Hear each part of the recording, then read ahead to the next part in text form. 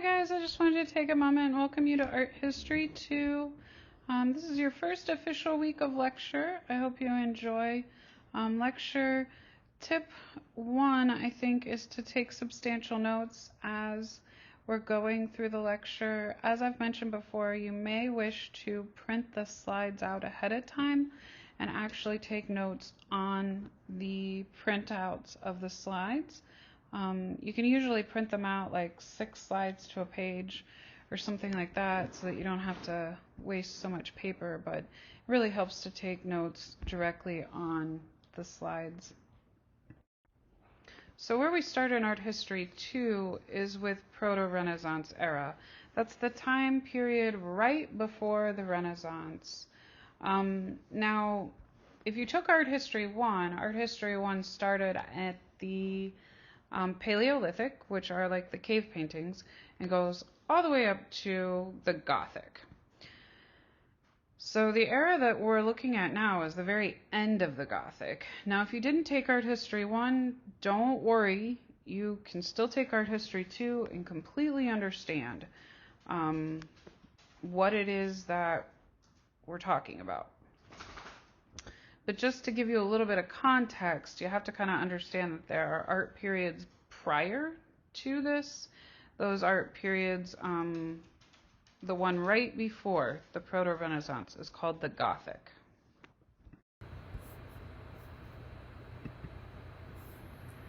We're going to begin by looking at Europe in the 14th century. Europe is emerging from the Dark Ages, and new technologies and innovations are beginning to appear. The new information and discoveries are causing an age of humanism, and regional and artistic styles are developing. Artisan guilds begin to form, and town rivalries start to emerge. For now, we are focusing on Italy, and the two main town rivalries that exist are between Florence and Siena. Emphasis on the individual is on the rise. So you just heard me mention a key term, humanism. In a broad sense, humanism simply means the rise of the individual. But there are some visual clues in art that are beginning to emerge that indicate the rise of the individual during the Proto-Renaissance. This is particularly evident in paintings that have religious figures in them. If we compare a medieval depiction of a figure with a Proto-Renaissance depiction of a figure, we begin to see that artists are making figures seem more human-like and more relatable to the individual in society.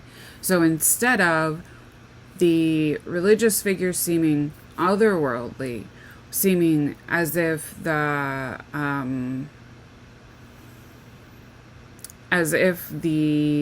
religious person is not a living human being, now all of a sudden the religious person is going to look more human-like.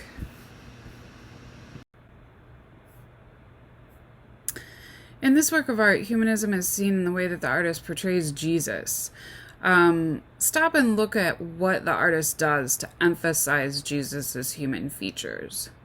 See if you can name at least 3 details that the artist has painted to show us that Jesus is a man and not just a heavenly figure.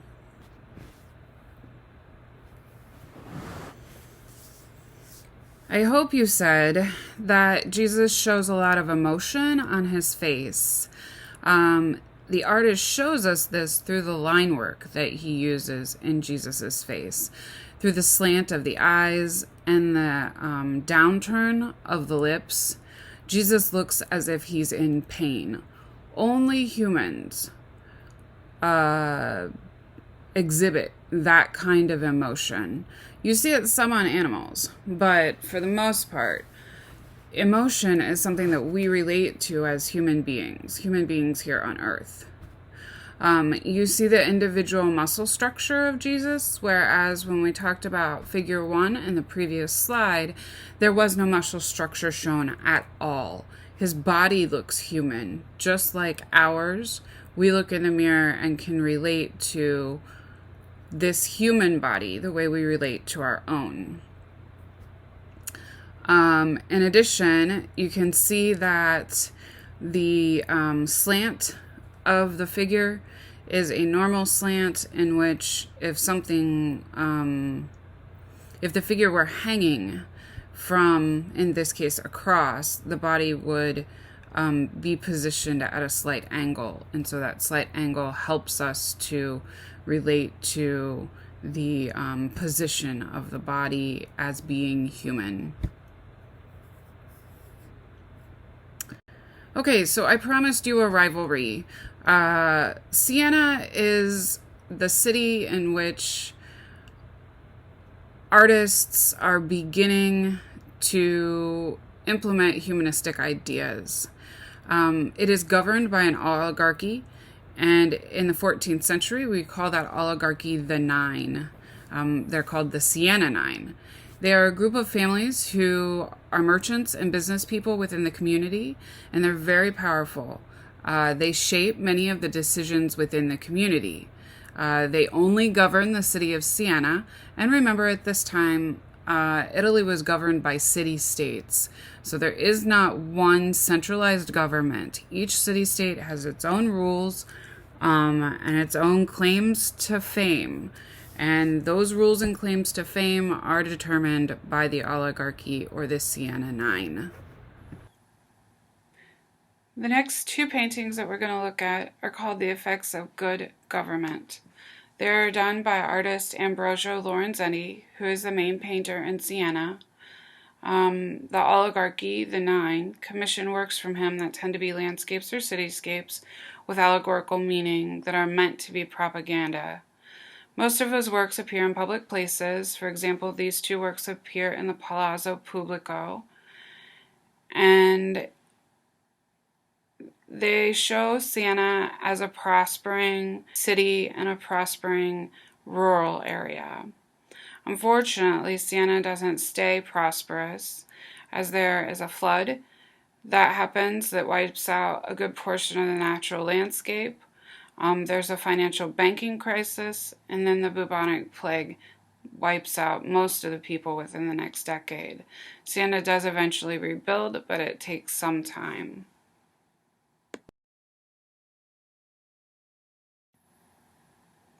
This next slide shows a detail of the cityscape that Lorenzetti painted in the Palazzo Pubblico. It is just a detail from the slide that we saw previously. We're honing in on the cityscape right now. You can see in the lower right hand corner there is a wall that's being built. The wall and the city itself are called a citadel.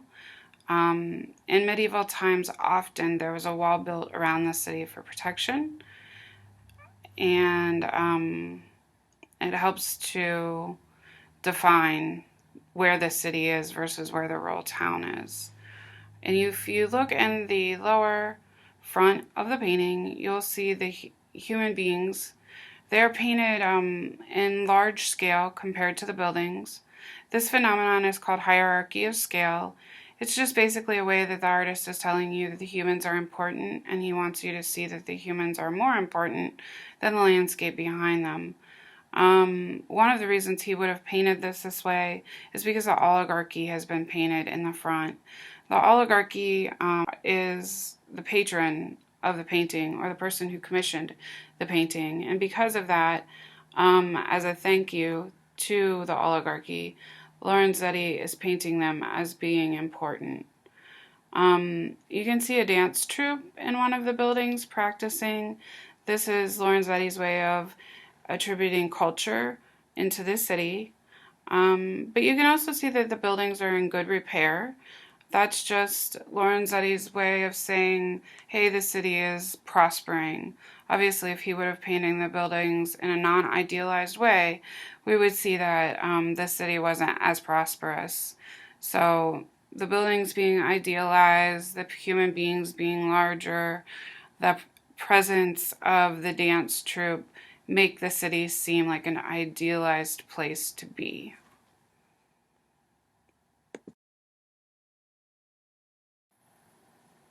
This is a detail from the rural side of the effects of good government. We are looking at a figure that sits in the upper left-hand corner of the fresco, and she is considered the personification of justice. I mentioned that Lorenzetti painted an allegory. An allegory can be an entire work of art, or it could just be an element in the work of art. It is an image that symbolizes an idea, concept, or principle that is often religious or moral in nature. In this case, Lorenzetti paints an allegory or a symbol of what good government should be. This piece is considered propaganda for the 9 who commissioned the work of art. On one hand, you can see the woman holding the city's gallows, where people would be hung for their crimes. On the other hand, she holds a scroll that states that it is safe to enter the city because she has purged unjusticeness from the city.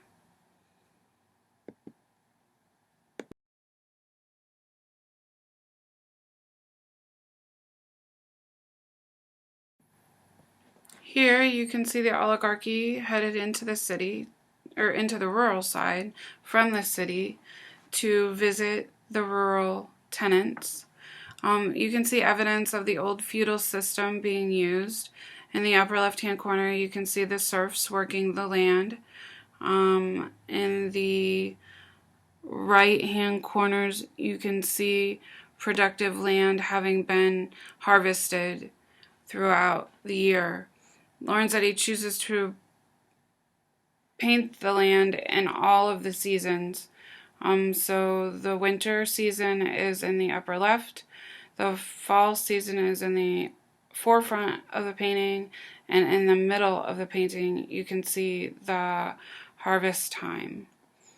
You can also see that the hierarchy are of scale here, with the oligarchy being larger than any of the other people in the rural side.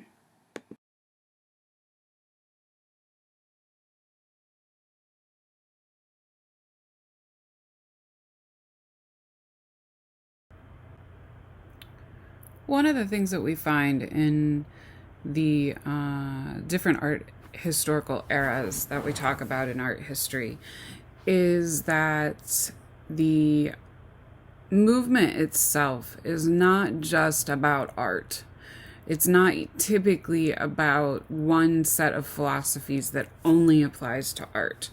Movements like humanism come from a larger source of people within society, meaning that it's not just the artist. Oftentimes it's the philosopher, and there are medical advancements, and there are literary advancements that all work together to create a movement. In this case, what I'm showing you all works together is literary arts and visual arts and philosophy. Those all work together to create this concept of humanism.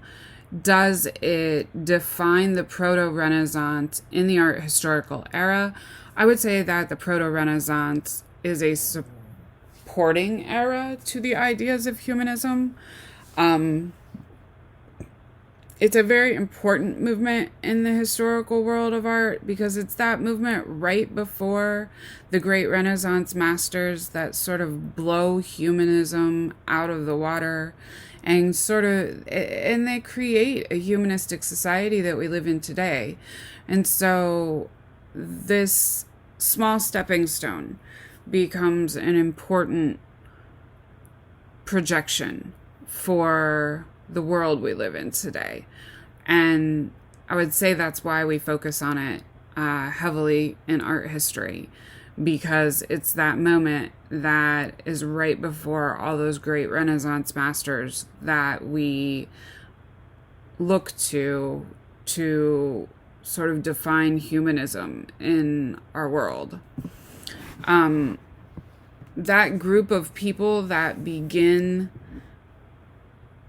the Proto-Renaissance, or that begin humanistic ideas, start in the late Gothic. But the Proto-Renaissance masters tend to propel it. The artists that I'm showing you in this slide are not visual artists. They're literary artists. During this time, we have a group of writers that become very important in terms of propelling those humanistic ideas. Petrarch is one of them. He was a poet, He was very influential and pioneers the creative beginnings of the Proto-Renaissance movement. Other literary superstars that we see during this time are Dante, he wrote the Inferno, Chaucer, who wrote the Canterbury Tales, and Christine de Pizan.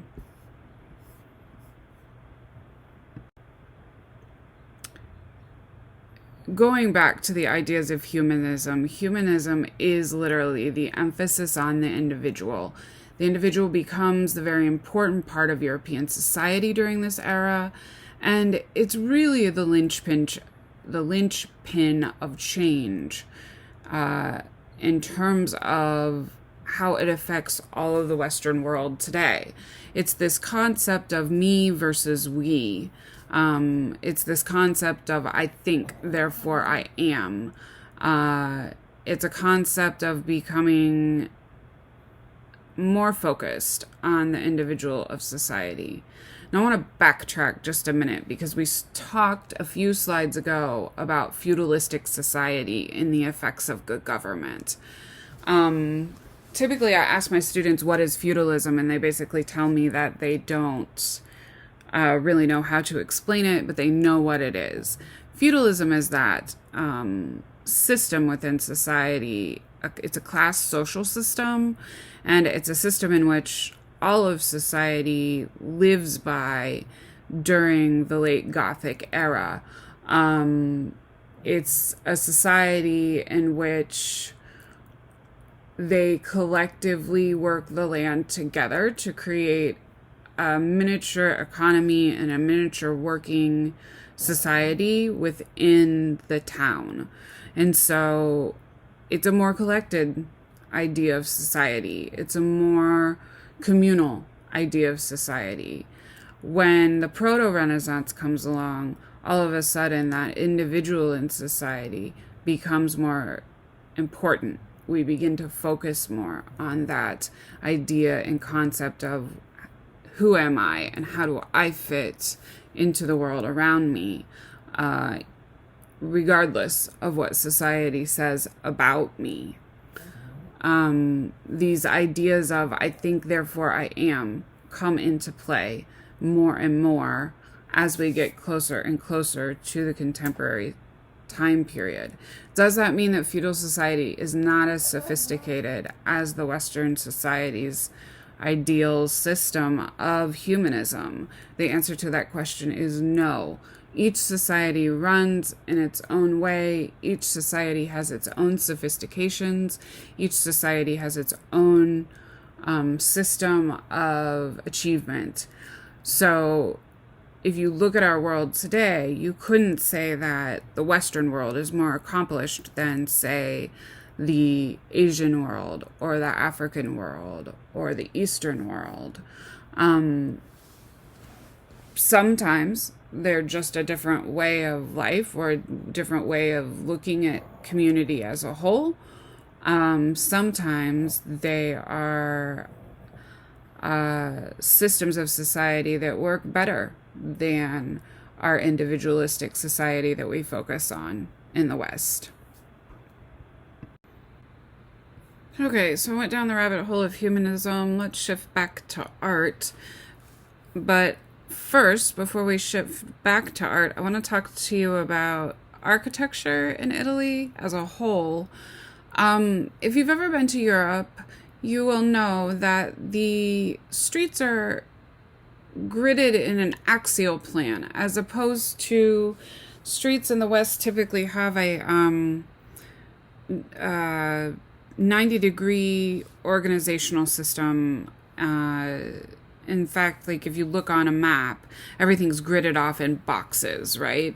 Whereas in Europe, everything sort of stems from this main hub. So there's like a central circle and then like spokes on a wheel. Things jet out within the city from that main hub. That main hub is typically the town square. We call that a palazzo in Italy. And each town square typically has a town building that is an important center. We just got done looking at the effects of good government. It is in a palazzo pubblico, meaning it's in the public palazza of Siena. Florence has one of those palazzas as well, and it's a very important place in which art is displayed. It's an important place where people go for whatever civic needs they have. Oftentimes, if you have a birth or a marriage or something like that, you need to file government documents. Those things are done at the Civic Center. So just wanted to give you that background information about the way that European streets tend to be organized.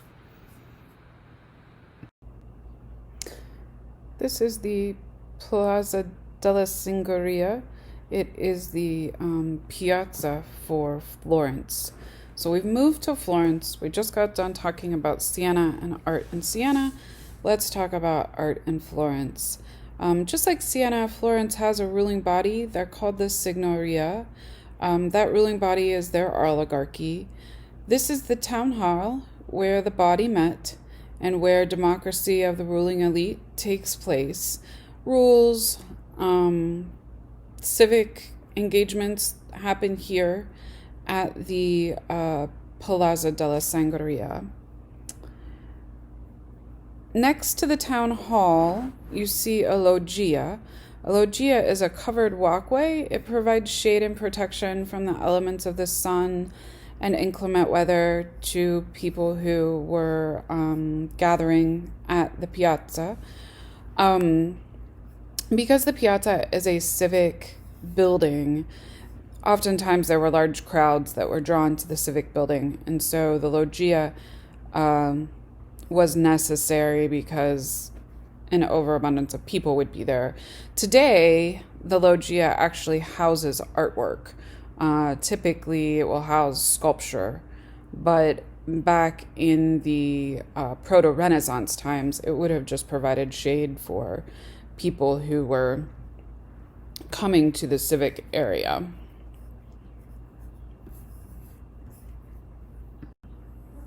These are the baptistry doors of the Cathedral of San Giovanni in Florence. They were done by an artist named Pisano. He was awarded the commission for the baptistry doors in 1330. They have 20 scenes of the life of John the Baptist, who the Church of San Giovanni is dedicated to. The doors have an overall effect of flatness, mostly due to the repeated shape of the quatrefoil. The use of gold is prominent in the figures, and each panel makes a shape called the quatrefoil that's housed in a rectangular background. The figures tend to feel as if they float within that quatrefoil. I think mostly because the grid creates a sense of depth.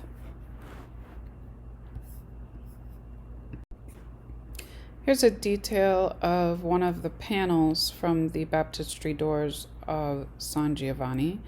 And you can see how the quatrefoil shape, that's this four-leaf clover shape, behind the figures, sort of frames the figures in, but creates a sense of depth.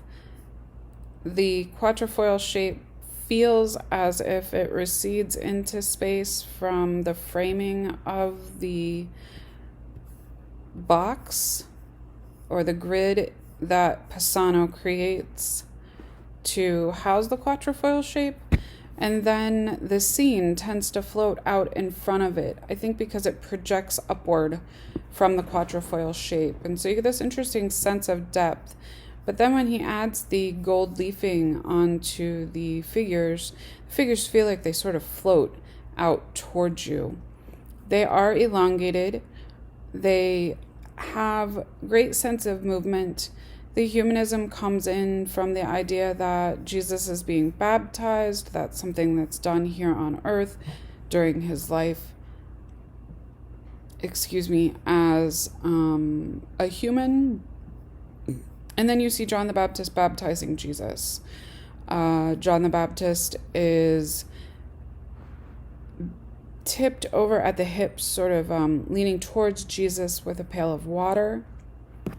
You can see the garment flows towards the right, and he has a sense of elongation, but a more humanistic look than the Gothic figures. The gold leafing, the quatrefoil shape are both hallmarks of the Proto-Renaissance era.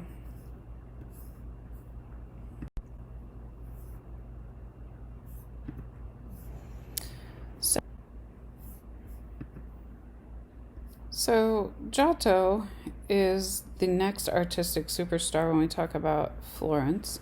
He was a student of Cimabue's, and he apprenticed with Cimabue in the latter half of Cimabue's career.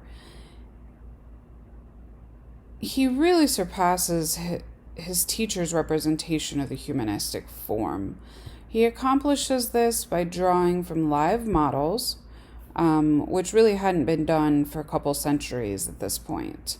He also works among the Franciscan monks. They believed in a simple, humble life that emphasized more of a direct experience with God.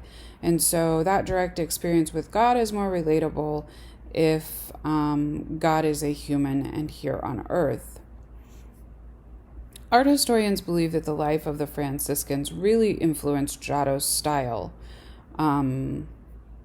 and the way that Giotto emphasized humanism even more than Cimabue. So I ask you, how does Giotto influence, or how does Giotto represent the humanistic form? I hope that the first thing you said was by using hierarchy of scale. You can see here that the Madonna takes up most of, at least 50% of the icon. She's very large. If she stood up, she would be massive compared to the size of the human beings that sit at her right and sit at her left. He represents her in this structure. The architectural structure that she sits in, the throne, is much more angular than the one that we saw of Cimabue's. That angle helps us to understand perspective, and it's a much more convincing recession of space.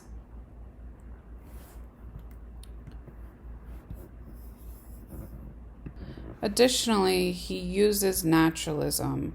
Naturalism is a more realistic looking human attribute.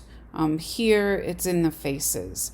You can see the detail of the face is much more naturalistic looking. It looks like a real person's face, even though it's the face of an angel.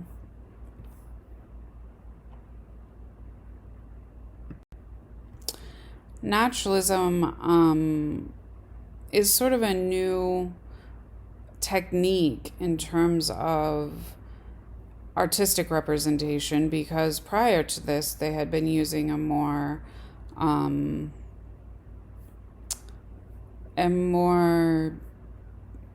streamlined representation of the face, meaning that the individualism that you see in the face of the angel isn't the same as what you see in the Gothic sculptures. This person's face looks the way it really is in real life, whereas in the sculptures that we see from the Gothic era, they're less individualized. You can't tell them apart quite as readily as you would Giotto's figure. In addition to, Giotto's figure looks like someone that you could pick out on the street. That person really exists in real life. The sculptures that we look at from the Gothic era don't look as if that person is someone that you could pick out of a crowd. We see even more readily how Giotto creates a more humanistic form when you compare Cimabue's work directly with Giotto's. So when we compare the two pieces, we see that while they both use hierarchy of scale and they both have very similar subject matter, that is the Mother Mary sitting with Jesus on her lap, the architectural space that Cimabue surrounds Mary with is very different than the one that surrounds Giotto's Mary. It is because of the architectural surrounding that we understand the space more so in Giotto's icon. Additionally, if you look at where the angels stand, the angels in Giotto's work look directly at Mary. In Cimabue's work, the angels look out at you, the viewer, which makes the work of art feel less humanistic. Why? Because when something important is happening in front of you, most everybody is directing their attention towards the thing that's most important. If all of a sudden some heavenly being came down and dropped in your middle of your living room, you would likely be looking at the heavenly being and not at the person who's coming to your front door. In addition to the donor portraits are the two angels that sit at the right, or that kneel at the right and left of Mary's throne. Those angels also look directly at Mary, whereas the donor portraits in Cimabue's work look directly out at you, the viewer. Cimabue's work recedes into space, and we can tell so by the way that he utilizes the ellipses in the composition, the way he repeats the shape of the tread of the stair receding into space, whereas Giotto's tread of the stair seems to really recede into space through this idea of the ledge. In Giotto's composition, we don't see as much of the cushion that Mary sits on. Why? Because Mary is so very large that the cushion that she's sitting on sort of is tucked under the entire weight of her body, whereas in Cimabue's we see a lot more of the cushion, and it makes Mary feel less weighty. That less weighty feeling has a sense of otherworldliness to it.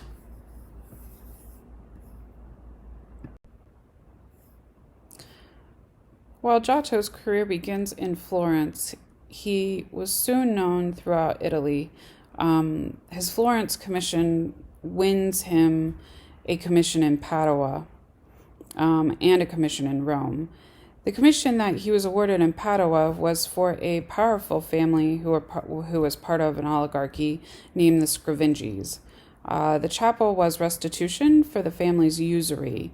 Because the commission of works of art in the chapel, because of the commission of the works of art in the chapel, the Pope pardons the Scrivingis from the charge of usury in 1303. The chapel was there to remind the family of their sins and to help them follow a more pious path of living. At the time, usury was punished by death.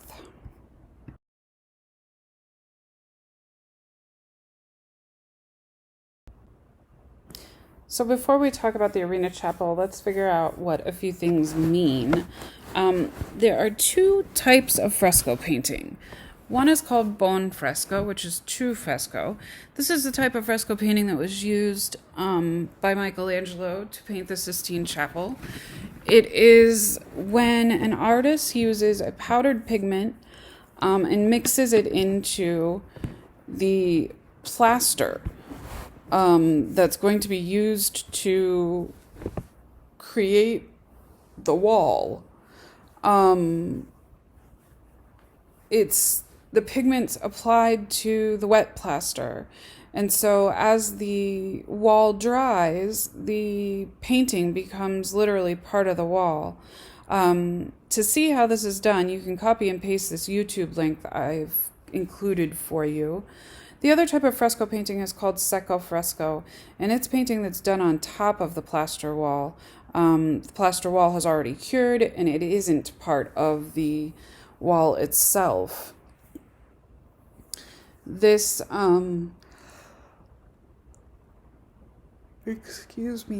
type of fresco painting, bone fresco, is looked at as being a more artistic way to paint fresco. It's also looked at as being harder skill to master than secco fresco. Another term we're going to talk about is grisaille. Grisaille are these gray-looking here's an exterior shot of the Arena Chapel in Padua, also known as the Scrivingi's Chapel. Enrico Scrivingi was the son of the father and son banking business team that was accused of usury. He was also the person responsible for commissioning the chapel's art. And so you see him pictured here as the donor, just like we've seen in other paintings that represent the donor in the work of art.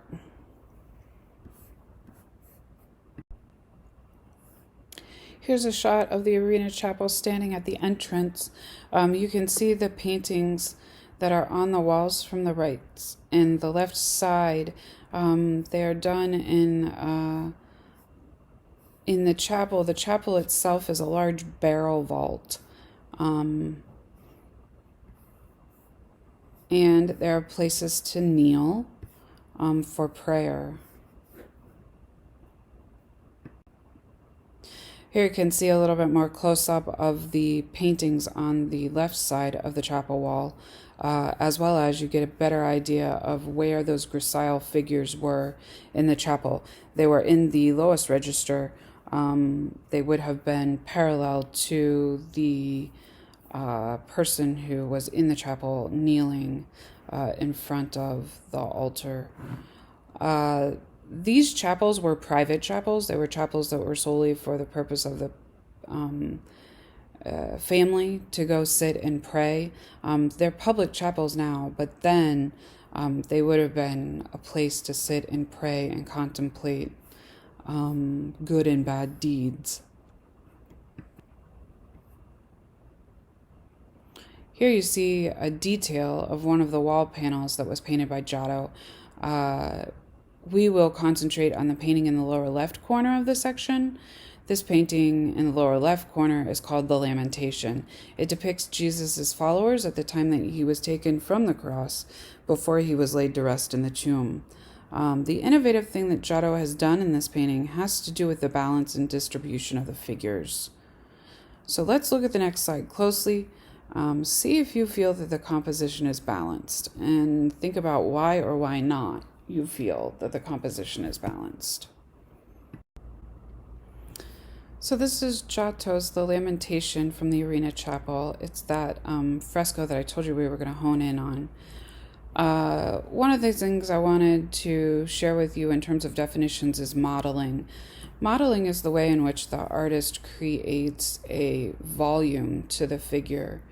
So you can see that the dark shadows are placed on the figure to the right, and that the light comes from the upper left-hand corner of the image.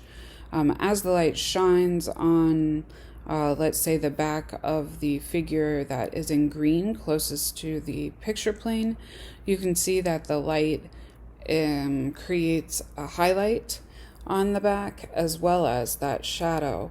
That's how we determine how an object recedes into space. If there's no light source and the shadow isn't clear, you don't know where the light hits the human, and you also don't know where the weight within the object is. We'll see many examples of this, so you'll get more and more used to picking that out. This is Giotto's Lamentation, and the major innovation that we see here in Giotto's Lamentation has to do with the way in which he distributes space in the lamentation. You see the diagonal rock that cuts through the picture plane? It sort of bisects it from one section to the other. And instead of bisecting it in half or horizontally, it does it diagonally. This is an illustration technique that Giotto is using to draw attention to the main thing that's happening here, which is the grieving over Jesus's body before he's laid to rest in the tomb. You can see through the gestures of the people that this is a very dramatic scene. For example, the woman who's bended over, I guess it's a male figure, I'm sorry, who's bended over looking at Jesus with her hands behind her, in this grand gesture that imitates the way in which the rock runs through the composition. You have a woman at Jesus's feet looking at the holes from the cross. You have Mary holding Jesus, grieving over his body. There's a woman standing above Jesus's head, looking at the scene, and a woman to her right, gesturing in prayer with her hand underneath her cheek, sort of beside herself in grief. Above this scene, you see this big space of blue. Within that big space of blue, there are lots of little cherubs flying above the scene. Those cherubs represent the heavenly world coming down to witness the death of Jesus. There's another thing that we have in this composition. It's called a giornata. The giornata is the line that's created when the artist lays the plaster in the painting on the wall. Most of the time, the artist uses that line to create an edge, for example, where the clothing meets the edge of the rock would be a giornata.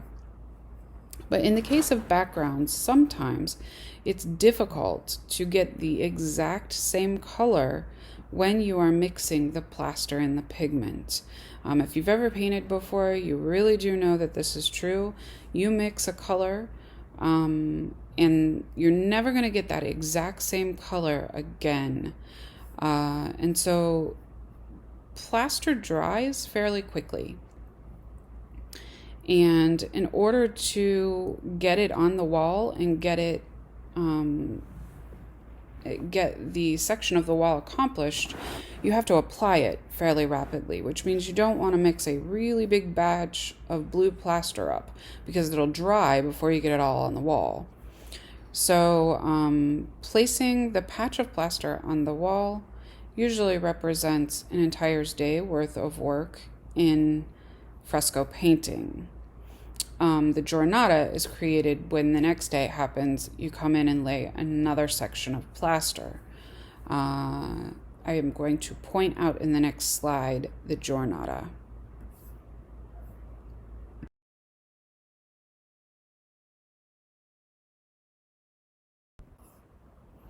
This is another one of the panels in the Scrivingi Chapel. It's called The Kiss of Death, or The Kiss of Judah, by Giotto. It's one of the most moving panels that Giotto paints within the chapel. It was a scene in which Judas betrayed Jesus. The scene was no doubt intended to remind the Scrivingi family of their usury sin. You see Judas, he's identifying Jesus by kissing him on the cheek. The angry mob surrounds him. They raise their clubs to him, but they also carry torches to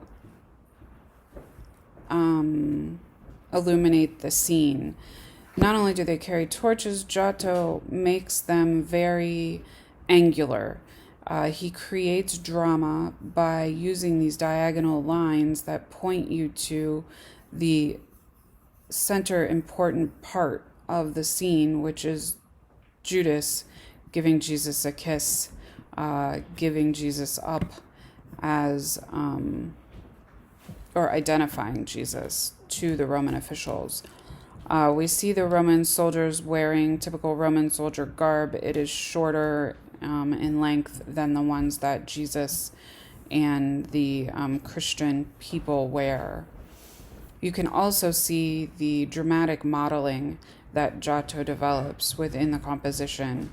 So what we saw prior to this, we saw modeling, but the great depth that Giotto gets comes from this illuminated light source.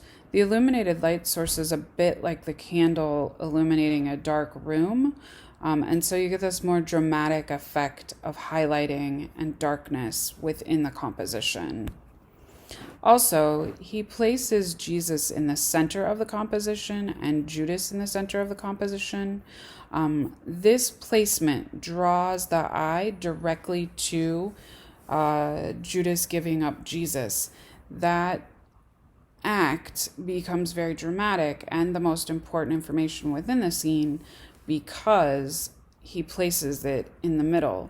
The angry mob very much looks like a mob would here on Earth. You can only see the tops of people's heads, and you can see the shadows on the ground that the light creates by using the torchlight. There is a rhetorical question here to the side. Can you spot anything else that makes the scene feel so very powerful?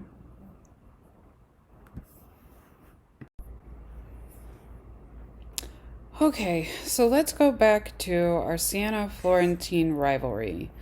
To give you a better idea of how art in Siena rivals art in Florence, the best thing I can do is compare it to OSU football.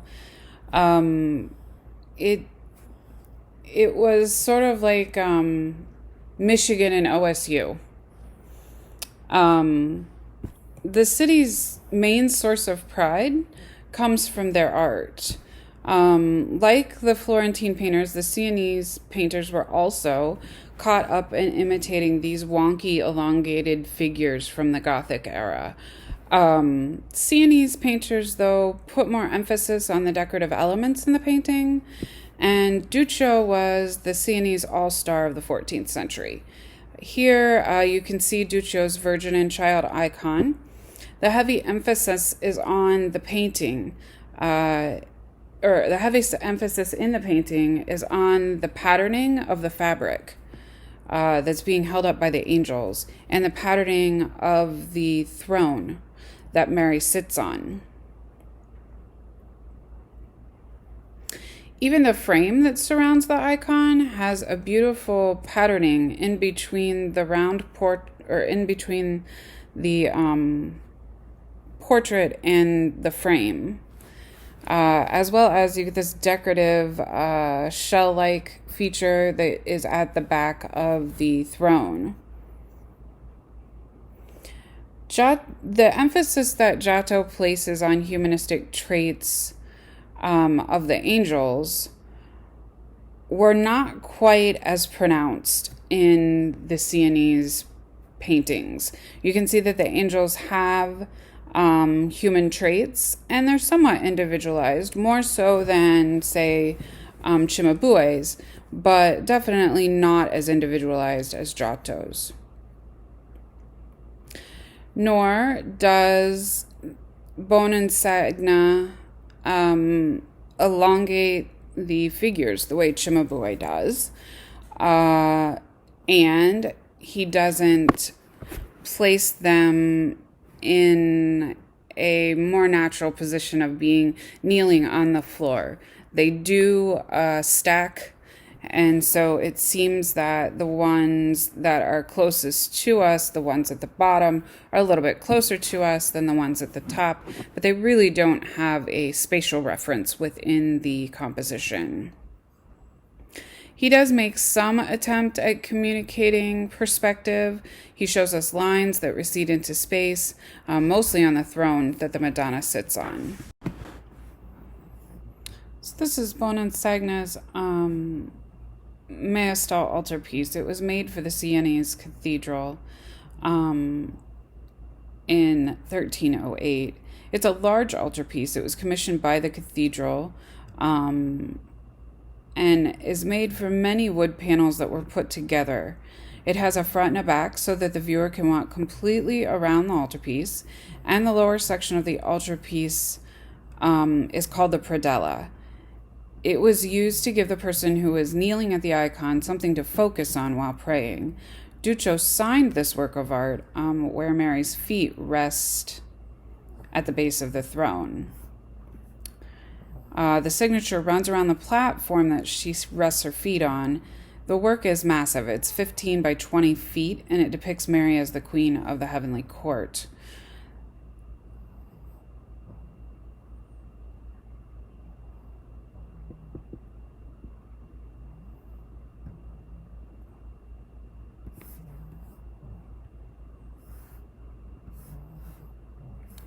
The next group of artists that we're going to look at are artists that looked at Duccio's work in their studio and in their youth.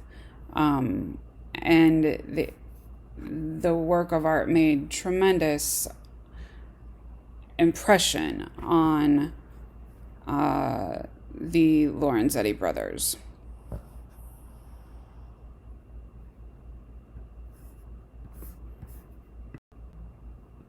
Here you can see a close-up of the Maestral altarpiece.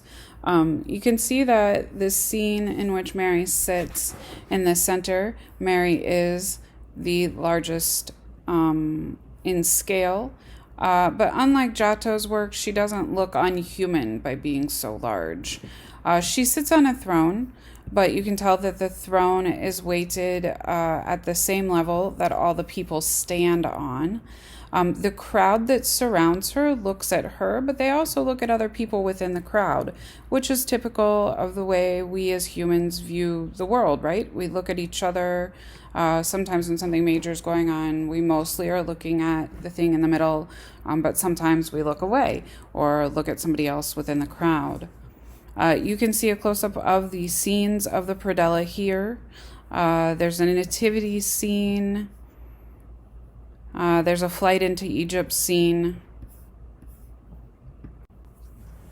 The back of the altarpiece has small scenes that were painted individually and then put together to create one large painting. You can also see that the predella scenes go all the way around the altarpiece so that the viewer in the back and the front have something to focus on while praying.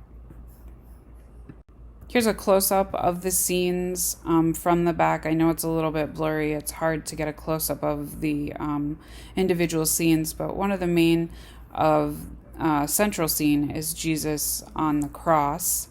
You can see at the bottom different scenes that depict the biblical stories.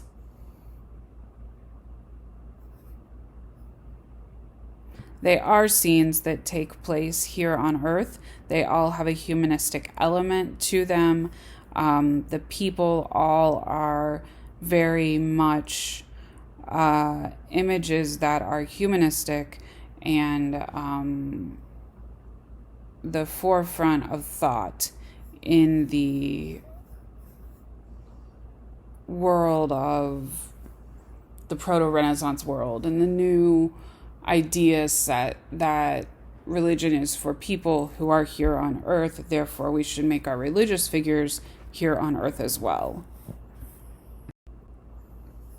Okay, so before we move on, I want to go back to the Lorenzetti brothers, because the Lorenzetti brothers were heavily influenced by Duccio.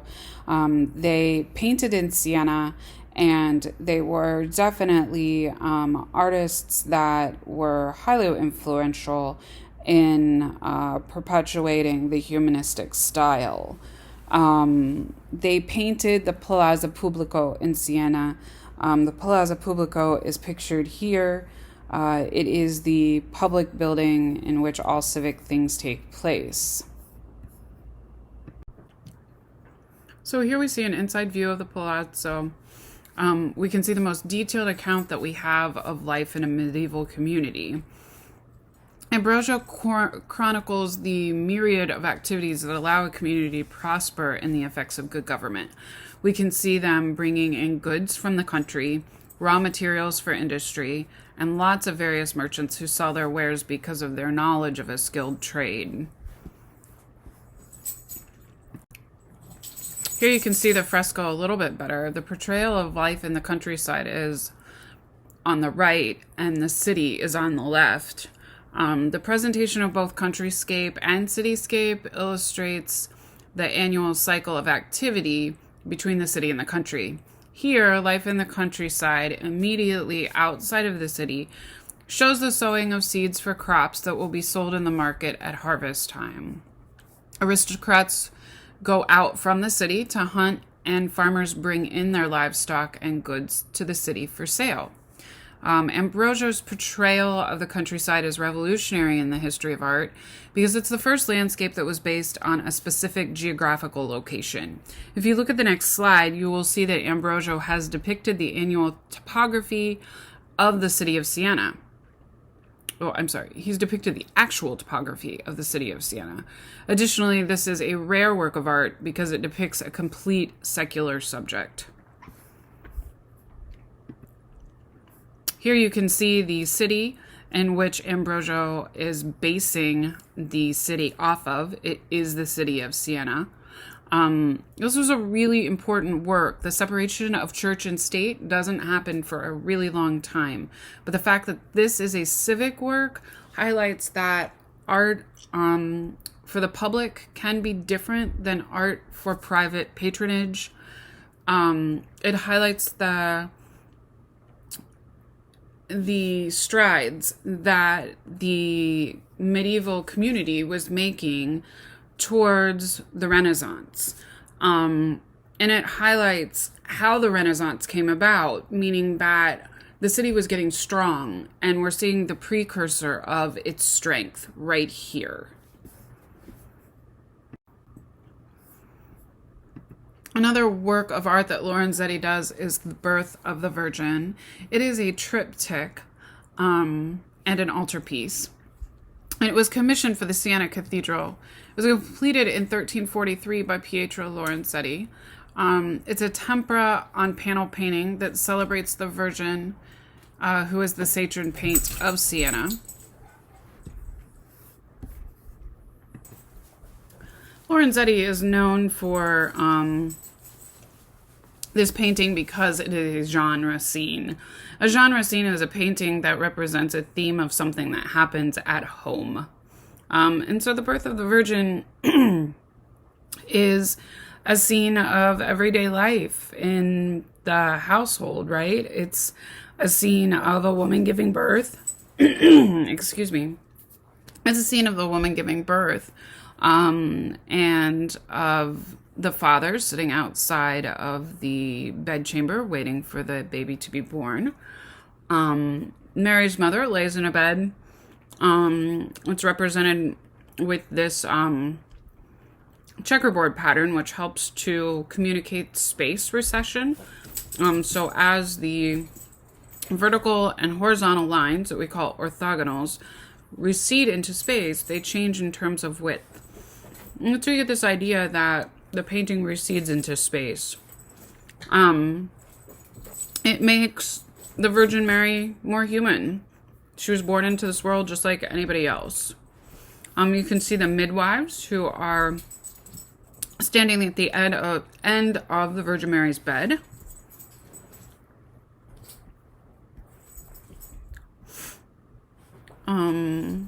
The figures are very modeled. They are solid looking. Definitely a influence from Duccio's work. And the framing of the work of art helps to create a sense of depth within the painting. We, as the viewer, peer into a scene that is private.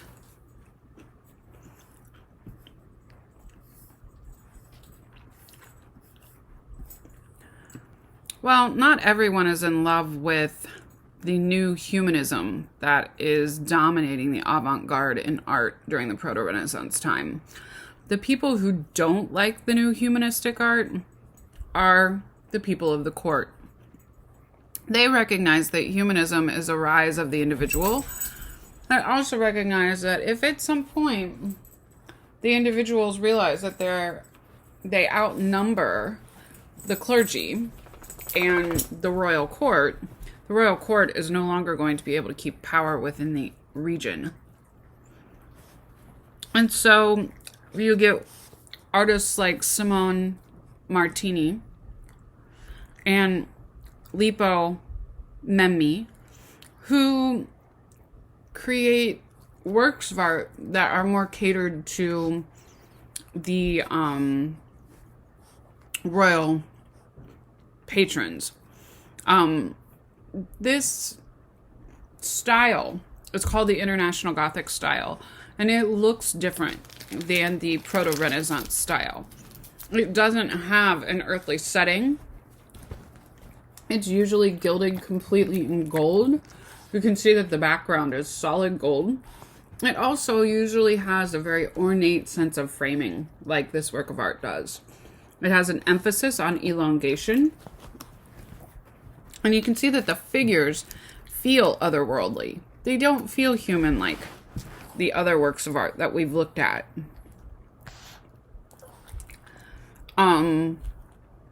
The gold is a color in which the figures are built on.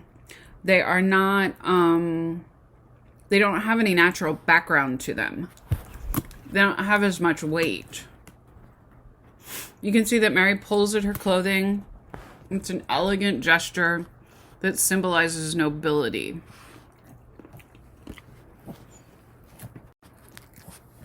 Cathedrals at the time were very similar to the Gothic cathedrals that we saw in the late Gothic. The main difference is the facade is flat. It's designed by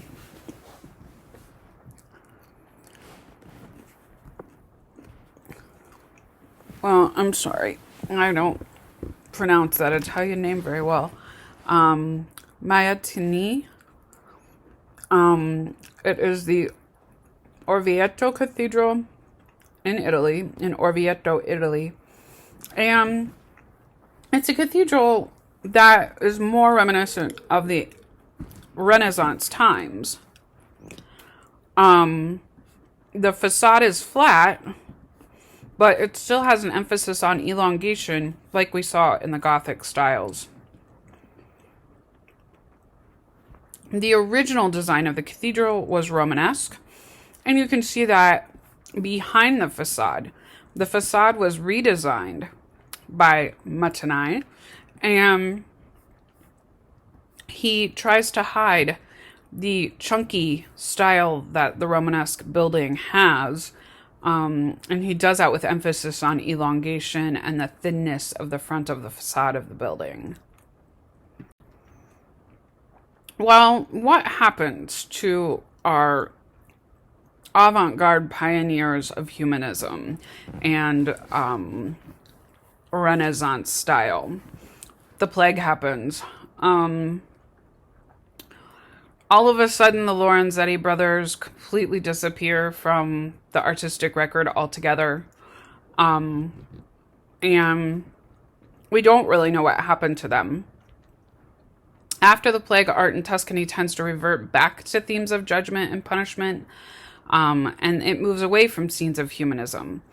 This is an image of Saint Sebastian. He becomes a very popular image in the history of art at this time because he is is a saint of healing. A writer from Siena wrote this about the plague.